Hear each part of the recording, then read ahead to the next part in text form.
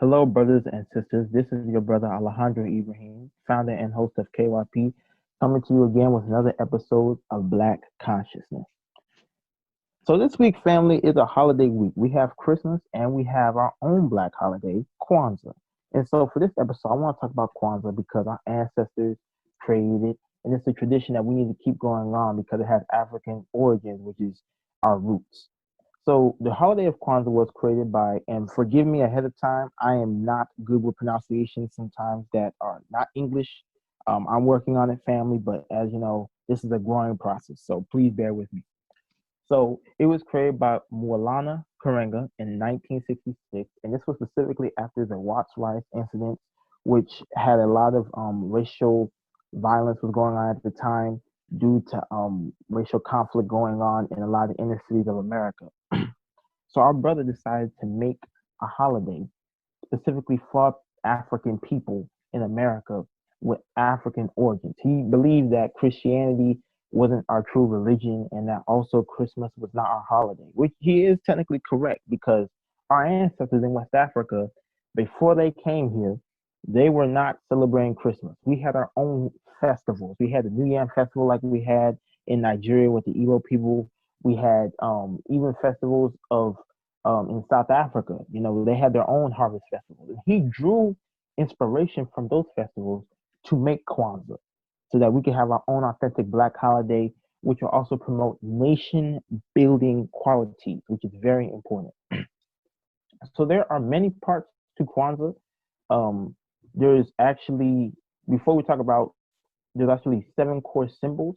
So again, forgive me, there is Mazeo, which symbolizes the fruit and collective planning and work from the community. And it's also unity and a Thanksgiving, which also derives from African harvest festivals, because a lot of times African harvest festivals, you know, our ancestors would give praise and thanks to God and also the ancestors who made them have an abundant harvest and see another successful year. There's also another part called Makeka. Again, forgive me if I'm not saying it correctly, which shows the crops and also the building of lives and the foundation for our people. There is also another part called the Muhindi, which is an ear of corn, which represents the fertility through our children and the importance of children in the community as well and in the family. There's also the Mishum, excuse me, fam, the Mishuma Saba. Forgive me if this is not said correctly. Again, these are candles that are symbolic and they show the recreation of the sun's power that provide light in the community. Now, with that, there's also the kanar, which is the candle holder. So this is used to hold the candles during Kwanzaa, and it also represents our ancestors and the stock which we came from, so our actual roots as African people in America. There's also the Kakombe Cha Umoja, which is a unity cup, and it's also used to perform a libation, which is it's a ceremony to honor the ancestors. Because a lot of times, our ancestors in Africa and even in America, you know, you would see a brother pour liquor out, you know, to show remembrance of the ancestors because through them we live on because they're in our DNA. And it's also used as a drink together as a member of the family and also other people in the community to show unity amongst each other. And there's also the Zawadi, which is our gifts, but these are gifts to encourage growth and self-determination within individuals. This isn't really about this like Christmas where you give a gift like a PS5. No, this would be like a book or something, you know, handmade or like a piece of African clothing to help you understand your roots. So while those are the if I'm correct, symbolic, yes, seven core symbols, we're going to talk about what each day represents in Kwanzaa. So the first day is Umoja. And Umoja means unity in the family, community, nation, and amongst the race of Black people. Umoja is important, family. We need unity within the family, within our own race, and within our community. Because with unity grows power. And with that power, we can build off it and sustain ourselves and become one with each other to where we don't have to go outside and buy things. We can come within each other and spend our own goods. You understand? It also creates a self reliance on each other. So unity is important. Now, everybody's version of unity is different. My version of unity within Black people is usually among the conscious brothers and sisters because while not all of us are thinking alike, A lot of us conscious brothers, we think the same. So that's unity to me. But unity should also though be among the whole race in general, because we all need to be unified in the effort of black consciousness. The second principle, and this is my favorite, is the Kuji Chakalia, which is the self-determination to define ourselves, name ourselves, and create for ourselves and speak for ourselves. To have a self-determination mindset to where we say we're going to change the phase of reality in this current state of the world. Kuji Chakalia is important because that's what Marcus Garvey stood on, self-determination. Black people taking reins of their own lives and taking it instead of depending on the government or any other foreign entity to affect us. That's why I like the Kuji Jakalia. It's our ability to change our reality amongst ourselves and to create our own belt and be better. The third principle is also, the third day rather, is Ujima, which means collective work and responsibility. So when you think of this family, think of what is your responsibility in your community.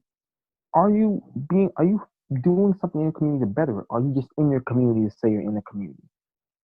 Are you in the neighborhood helping neighborhood? Are you just in the neighborhood sitting on steps, drinking some soda, and looking at all the crazy stuff go on, and then you laugh every now and then when you see another brother fighting, instead of you going and breaking up the fight? What is your role? What is your responsibility in the community? Are you working with are you as a black man, are you working with black women to heal the divide between the black man and the black woman? Or are you out here fueling it by saying black women ain't this and that? As a sister, are you out here healing the divide? Or are you saying black men ain't you know what? I can't say it because again, I'm on this podcast and I do not use language like that on the podcast. But are you taking responsibility within your community, or are you just sitting down watching it? Are you trying to talk to the brothers out there who might be influenced by gangs? Or are you just out there saying, put them all in jail, they don't need to do nothing? Or are you trying to help them? Because we can talk about what the problem is, but are we trying to fix it? Or are we just out here talking? Are we talking to the people who need it? Are we talking to the youth? Or are we just out here saying, boys will be boys? So that's another thing you got to think about. Ujima, your collective responsibility. Number 4, Ujama, cooperative economics. This is very important. So this is like maintaining stores, shops, things like that. For me, even though I'm not an agriculture major, I grew up on a farm. So, I always like to, give other people produce and stuff like that, sell it, give them, hot peppers, other things, because eating is very important. Healthy eating is very important. So what are you doing cooperatively with your community? Are you a sister out there braiding people's hair? That's good. That's important. That way we're keeping the money in the community. Are you a brother out there giving out haircuts? Are you a brother out there selling shirts? You have a clothing line business. Are you a brother out there who's selling books? Are you a sister out there who does designs? Gives off Afrocentric clothing? What is your cooperative economics in the community? Ain't nothing wrong with working for the white man for a limited amount of time. But the goal needs to be that you are eventually taking your black dollar to your community and helping your community. Because I, for one, know that eventually in my lifetime, I'm going to have to be working for the white man. I know I will, because, I'm going to probably be a young man, get a job somewhere. I understand that. But I don't want to be looking back when I'm 50 and saying I'm still doing it. I want to have an ability of self-sustainability within my community, with my economics. So think about that, family. Are you keeping your dollar amongst your people when you have to? You out here buying Gucci? Could you be buying from a black designer? So you spend $20 on Gucci shoes, but you can spend that on a black designer shirt? Think about it. All right. Number 5, Nia is purpose. Very important. What is your purpose in the community? Are you, as I said, are you just a person in the community, or do you have a purpose in your community? In African culture, everybody has a purpose. Everybody. Everybody has a purpose. They all have something to do. You understand? They all have a purpose to where, hey, you're the warrior. You're the queen mother. You're the king. You're the blacksmith. A lot of African societies, they have stratifications where, it was a caste system, but everybody had a role. You have farmers, traders, artisans, everybody had a role. What is your purpose in your community? Are you somebody who's just in the community, or are you providing something to your community? Think about that. That's the purpose of me. You have a purpose. Everybody has a purpose in this world, but you have to use your purpose for the betterment of your people. We have rappers out here who can spit very good lyrics, but they don't use it to benefit their people. A lot of them use it to degrade their people. Think about it. We have people out here who are good marksmen, who can shoot a gun, but they're not protecting their community. They're out here hurting other brothers. So think about your purpose. Number six is Kumba, creativity. Are you being creative in your community? In order to better our community, are you thinking of creative ways, or are you just doing the same old, same old? Oh, we're going to do a community food drive. Okay, but how about we start producing food within our community? Oh, are we going to do a protest? But hey, we keep on protesting. How about we groom one of our young black brothers and sisters and make them a community leader? Are we being creative, or are we doing the same old thing? We were marching in 1968, but we still marching in 2020. Are we being creative, or are we just doing the same thing over again? Are we trying to fix the situation, or are we just trying to recreate it? Creativity is important. I'm not the most creative person, but creativity leads to new ideas of thought and new things coming around. Be creative in your community, family. And number seven, which is one that is very important, without it you can't do nothing, is Imani, which means faith.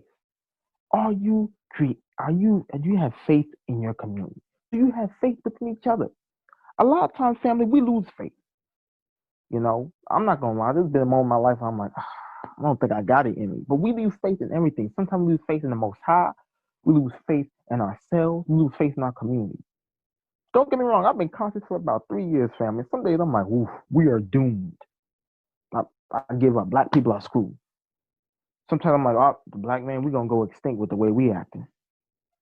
But a lot of times something rekindles my faith. When I see young brothers out here talking about, yeah, we have to treat our women like we have to start families, my faith is now renewed.